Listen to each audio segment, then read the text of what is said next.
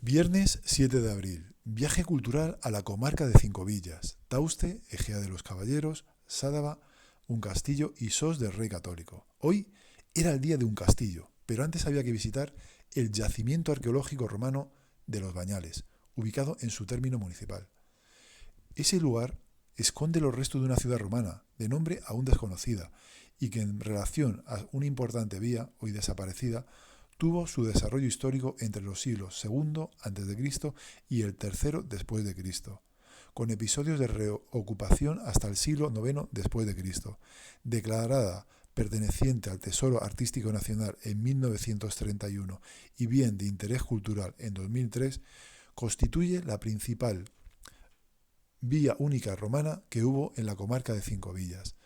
Podemos visitar el foro, sus distintos espacios residenciales y productivos, sus extraordinariamente bien conservadas termas y, por supuesto, su complejo sistema hidráulico con presa de captación y acueducto. Esta ciudad de Los Bañales debió pertenecer a la jurisdicción de César Augusta, formando parte del territorio de los vascones. Estaba en una posición estratégica en medio de la vía romana que comunicaba Zaragoza con Pamplona. Asimismo, es uno de los más importantes de Aragón y cuenta con varios elementos: poblado, termas, necrópolis, monumentos funerarios, foro, acueducto, entre otros. En cuanto al poblado, está relacionado con la vida doméstica y con el urbanismo. Repartió sus espacios domésticos, barrios, entre la cumbre de El Puello, la segunda terraza, así como el espacio llano ocupado por las dos columnas de arenisca del siglo I después de Cristo. Hablamos de viviendas organizadas en torno a un patio central y abiertas a la calle, por medio de una área porticada. Trazaban las calles perpendiculares, en sentido norte-sur, Cardo, y en este-oeste, Decumanus. En esta última aparecen las huellas dejadas por el paso de los carros, una especie de carriles. Muy interesantes. Las viviendas estaban construidas con notables sillares de piedra y decoradas con estuco y pintura. En una ha aparecido un lagar casero, con dos decantadores intactos. Las ciudades romanas se conciben sobre espacios de residencia, con un espacio productivo. En ellas vivía la familia completa, o bien solo el administrador de las propiedades agrarias, pues con frecuencia eran magistrados y desempeñaban cargos políticos. En otra zona se sitúa el foro, el espacio público con funciones comerciales, financieras, religiosas, administrativas y económicas, además de ser el lugar donde los ciudadanos romanos realizaban comúnmente su vida social. El foro romano era el principal espacio abierto público de un municipio romano o de cualquier ciudad, principalmente utilizado como mercado. Allí también se ubica la basílica, un suntuoso edificio público que solía destinarse al tribunal y que en las ciudades romanas ocupaba un lugar preferente en el foro. Tiende a ser largo y rectangular, con secciones semicirculares. Un juez se sentaría en una plataforma elevada llamada estrado. También hay templete, Victoria Imperial, lugar de culto a los dioses de la antigua Roma. Tenía una base entre el templo etrusco y el pórtico de las columnas del templo griego. También hay un recinto de culto que consistía en una habitación principal cerrada, llamada cella, con una imagen de la deidad a quien estaba dedicado ese templo y un pequeño altar donde las personas oraban o adoraban. También estaba la curia municipal, ese conjunto de órganos que ayudan al romano pontífice y que actúan su nombre en el ejercicio de las funciones propias del oficio primacial de la Iglesia. Por otro lado, en la necrópolis de Los Bañales se observó la presencia de estelas funerarias, fragmentos de altares y lo que él denominó sarcófagos lisos. Unos metros más abajo se encuentran las termas, un espacio de baños, pero también constituían la parte fundamental de la vida social e incluso política romana. Las termas constituían el edificio más representativo del conjunto arqueológico de Los Bañales y seguramente el que ha dado nombre a todo el yacimiento. Su construcción data de mediados del siglo I después de Cristo y su apogeo se ha establecido en el siglo II después de Cristo, momento de florecimiento de la ciudad. Se han encontrado numerosas agujas de pelo, unguentuarios y otros elementos. Las termas sobresalen dos cuerpos, uno hacia el norte, el área de vestíbulos de acceso, y otro hacia el sur, la piscina del Frigidarium. Se ha estimado una capacidad de unas 60 personas al mismo tiempo. Debió situarse una monumental fachada de la que hoy solo pueden verse una puerta. Esta conducía a la estancia más representativa, el vestuario. En él todavía pueden observarse hasta 15 notables hornacinas destinadas a servir de taquilla. Desde el vestuario, el bañista podía organizar su circuito termal, la sala fría o la sala templada. La sala templada tomaba el calor a partir de 3 arcos desde el caldarium, hornos y calderas. Ubicada en el flanco oeste, se aprecian en las paredes las marcas de las tuberías que permitían la circulación del calor a modo de sauna. Es posible, además, que la estancia contase con una gran bañera de agua caliente y tal vez también con una fuente de agua fría. Por último, y en el otro extremo del conjunto, la sala fría o frigidarium contaba en su parte final con una piscina y en la que, además, fue hallado un tubo de plomo de desagüe que se conserva en el Museo de Zaragoza. Pegada a la fachada este y de acceso del conjunto es bastante plausible pensar en la existencia de una hilera de letrinas abierta a la calle. Tan representativo como las termas está el acueducto de los Bañales, un sistema de captación, conducción y distribución del agua de las ciudades romanas. Un agradable paseo permite reconstruir el itinerario seguido por el agua en sentido inverso, desde el centro de la ciudad, si es que bajo la actual ermita de Nuestra Señora de los Bañales debe buscarse la cisterna final de regulación del agua, hasta la supuesta toma del agua de la conducción. El agua pudiera proceder de algún manantial ubicado en Biota y cuyas aguas serían reguladas a través de una presa. Desde ella, el agua pasaría a una conducción subterránea en ligera pendiente hasta llegar a un tramo de hasta 32 pilares, el más conocido y monumental de este sistema hidráulico. Sobre estos, el agua discurriría a través de un canal metálico o cerámico ya perdido y que debió ir bien ajustado a los pilares. Parece que el acueducto se construyó hacia la segunda mitad del siglo I después de Cristo.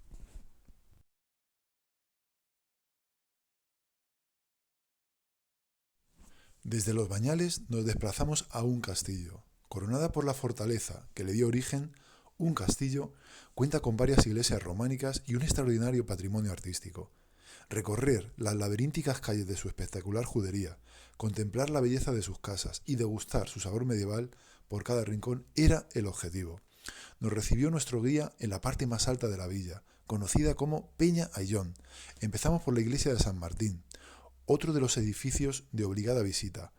Este templo románico se consagró en 1179, siendo muy reformado en el siglo XVI. Destaca la torre campanario de planta cuadrada con 5 cuerpos. En el superior se encuentran las campanas y sobre ellas un matacán, saeteras, garitas en las esquinas que le dan un claro aspecto defensivo. Esta torre es bien de interés cultural de un castillo. También tiene un ábside semicircular que dispone de 3 ventanas de medio punto con arquivoltas de estilo jaqués y un vano aspirellado. Consta de un interesante programa escultórico románico del siglo XII después de Cristo. Se distinguen estilos, influencia jaquesa, tradición languedociana y navarra. De esta manera la portada sur tiene un tímpano decorado con el crismón y los capiteles con un repertorio iconográfico vinculado a la muerte o la redención. En el exterior del templo la decoración del ábside, el tambor, añade arquillos ciegos de tradición lombarda en la parte superior y lesenas a las que se adosan semicolumnas, quedando dividido el ábside en 9 lienzos verticales. Además, las arquivoltas de las ventanas están decoradas con un bonito taqueado jaqués. Decorando el ábside también encontramos media docena de canecillos historiados en cada lienzo. Destacar la del hombre sosteniendo un barril, un músico, un hombre haciendo muecas o el ávaro. Otros capiteles representan a San Martín, a caballo, que parte su capa para compartirla con un pobre necesitado. Otra muestra una pareja de aves que se picotean mutuamente las patas, y otro presenta decoración vegetal. En los capiteles historiados se representan diversos pasajes de la infancia de Cristo, como los temas de la Anunciación, la Visitación, la Natividad o la Epifanía. Descendemos para tomar la calle Mediavilla. En ella están ejemplos de la arquitectura tradicional y principalmente románica de los siglos XII y XIII, que incluyen algunos de los más valiosos ejemplos de todo Aragón. Por ello fue declarado conjunto histórico-artístico en el año 1966. Su escena urbana se caracteriza por sus estrechas y empinadas callejuelas y por su arquitectura residencial construida con muros de piedra arenisca, con jambas y dinteles encalados y cubiertos de teja árabe. Las casas tradicionales reflejan la parcelación medieval a través de sus fachadas y destacando con portadas de sillería en arcos de medio punto. A esto hay que añadir una importante importante grupo de casonas palaciegas renacentistas y algunas construcciones de los siglos XIX y XX. En la villa sobresalen además un buen número de casas solariegas dispersas por el casco urbano, como las casas Canales, que data del siglo XVI, y las casas Mola, León, Lozano y Fernández, y las casas Riglos o Bardají. Una curiosidad es que al ser calles angostas, el paso de los carros tenía dificultades. Lo resolvieron con la construcción de muros arqueados en la base hacia el interior. Proseguimos la calle Mediavilla que termina en la plaza del Ayuntamiento. La casa consistorial de un castillo es un excelente ejemplo de la arquitectura civil aragonesa del siglo XVI, que cuenta con continuas modificaciones. En el exterior de la fachada principal del edificio combina estilo renacentista aragonés con el tratamiento clasicista sobre los elementos arquitectónicos. En la planta baja se abren dos portadas. La principal está compuesta por arcos de medio punto con rosca decorada con grutescos, todo ello enmarcado por columnas estriadas con capitel corintio. Sobre el entablamiento se dispone el escudo de la población enmarcado por pilastras y cubierta con un frontón. En este frontón se representa la justicia y a ambos lados del escudo de la villa se sitúan la fortaleza y la prudencia. La portada secundaria presenta una composición más simple, con arcos de medio punto con dovelas dilatadas en punta de diamante y clave decorada con acanto. Separando la planta baja de la noble, se dispone con una imposta con dos molduras que enmarcan un friso con hojas de acanto. Apoyando en la imposta se disponen 4 ventanales adintelados flanqueados por pilastras toscanas que da paso a un frontón triangular que aloja las representaciones de las 4 virtudes restantes, completando así el programa iconográfico que alude a las virtudes morales y a la fe que habían de guiar las acciones de los gobernantes. La planta presenta una galería de 10 ventanas adinteladas que están flanqueadas por pilastras rematadas por un friso del que arrancan unas gárgolas zoomorfas, antropoides y monstruosas. Corona la fachada una serie de pináculos unidos por una crestería. Interiormente presenta una planta rectangular y dispone de 3 pisos. La planta baja cuenta con un amplio zaguán. El arranque de la gran escalera de piedra queda separado del zaguán por 2 arcos carpanales. Hay otras salas que se usaron como cárcel o pósito. Continuamos calle abajo hacia la Plaza del Ordinario. Es el centro de la vida social y está rodeado de importantes edificios. Entre ellos sobresalen el antiguo teatro, con un bonito palco y platea. Actualmente es una tienda de restauración, y la iglesia de Santa María. Al otro lado del río Riguel, que atraviesa un castillo, se encuentra esta iglesia, que comenzó a construirse en el siglo XII por orden del rey Ramiro II de Aragón, sobre una iglesia mozárabe del siglo X. Es de estilo románico y tiene un interesante ábside semicircular con 5 contrafuertes y 5 ventanas aspilladas.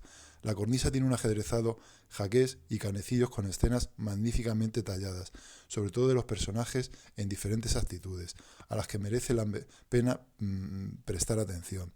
También destaca la portada meridional, con una interesantísima talla en sus arquivoltas y en sus capiteles, y sobre todo ellas un bello pantocrátor. En la portada occidental destaca el tímpano de la adoración de los Reyes Magos. Su torre gótica es de planta cuadrada y se encuentra almenada con torreones de las esquinas. La planta superior es octogonal, tiene pináculos y se encuentra rematada en chapitel. Después de un descanso para comer subimos a la iglesia de San Martín. Tomamos otro camino distinto, inmersos por un laberinto de callejuelas, hasta desembocar en la plaza del mercado. Presenta planta cuadrangular y las tradicionales pórticos.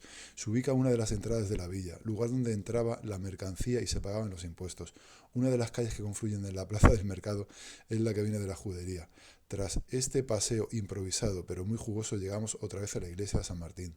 Así, en su interior se encuentra el centro de interpretación de arte religioso del Prepirineo de un castillo, que ofrece una visión muy completa del patrimonio artístico religioso de esta zona de Aragón. A este espacio expositivo se accede a través del claustro. En este centro podemos disfrutar de un audiovisual, pero también contemplar la colección de arte mueble de la iglesia San Martín y de otros templos de las localidades prepirenaicas. En resumen, esta iglesia actual consta de 3 naves, cubiertas con bóvedas de crucería estrelladas, además de disponer de un claustro de planta irregular. El templo sufre una importante reforma en el siglo XVI. La nave central se elevó, añadiéndose además nuevos tramos y capillas. Además, resaltar los retablos. El mayor, del siglo XVI, está dedicado a San Martín y muestra diversas escenas de la vida del santo. La iglesia cuenta con otros 2 retablos más, uno dedicado a la Virgen del Rosario y el otro a San Blas, pero también se datan en este periodo la pila bautismal y el órgano. En el siglo XVI se construyó una gran capilla en el lado de la epístola, mientras que a los pies se amplió la nave para alojar el coro. Actualmente desagralizada, el templo está en perfecto estado de conservación gracias a la restauración iniciada en 1969. Hasta los años 70 del siglo XX. Tras esta interesante visita aprovechamos para subir al castillo, asentado sobre un montículo rocoso, la Peña de Ayllón, de donde se domina todo el paisaje. Las primeras noticias que se tienen de la villa son de origen árabe y hablan de Unuf Qastil, un pequeño enclave defensivo musulmán del que apenas quedan vestigios. La villa desempeñó un papel importante en los orígenes del Reino de Aragón hasta la Baja Edad Media. La fortaleza que dio origen a la localidad fue un enclave estratégico en la lucha contra los ejércitos musulmanes durante la Reconquista. En el siglo X pasó a manos cristianas y el castillo fue reconstruido entre los siglos XI y XIII. El Museo de la Torre está ubicado en la Torre del Homenaje, perteneciente a la fortaleza medieval de un castillo. Muestra la evolución histórica de la villa en la Edad Media, así como las técnicas de construcción y funciones de las fortalezas medievales. Las salas expositivas muestran armas antiguas y técnicas de construcción de las fortalezas medievales. Desde la última planta torre, el lugar más elevado de un castillo, admirarás unas espectaculares vistas de la trama urbana y del entorno natural que le rodea.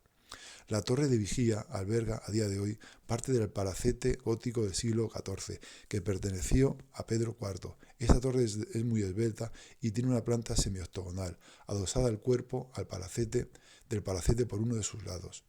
Como hemos dicho, desde arriba se observa una completa panorámica de la villa de un castillo, en el que se distingue la iglesia de San Juan, la iglesia de San Felices, la iglesia de San Andrés y la judería. Después de la visita a un castillo, nos dirigimos a Luesia. Al igual que muchos pueblos de la zona, sus orígenes se remontan al periodo de enfrentamientos entre cristianos y musulmanes. Lo primero que se ve son los restos de su castillo. Sobresalen del conjunto de su casco urbano medieval. A pocos metros está la iglesia románica del Salvador, que merece la pena contemplar con atención la portada mayor, construida en el siglo XII. La cabecera del triple ábside es semicircular con doble crista en su parte inferior, mientras que el cuerpo de 3 naves fue levantado a lo largo del siglo XII y las 2 portadas del siglo XIII fueron hechas por el llamado maestro de Agüero. Esta fábrica románica sufrió una profunda reforma a mediados del siglo XVI, que consistió en el tabicado interior de los ábsides, la colocación de una espadaña y la construcción de un atrio, que después fue transformado en época barroca. A pesar de todas estas reformas, su imagen sigue siendo bastante unitaria, especialmente al exterior, donde el empleo de sillar en toda la fábrica y la presencia de potentes contrafuertes. Aquí terminó nuestra jornada.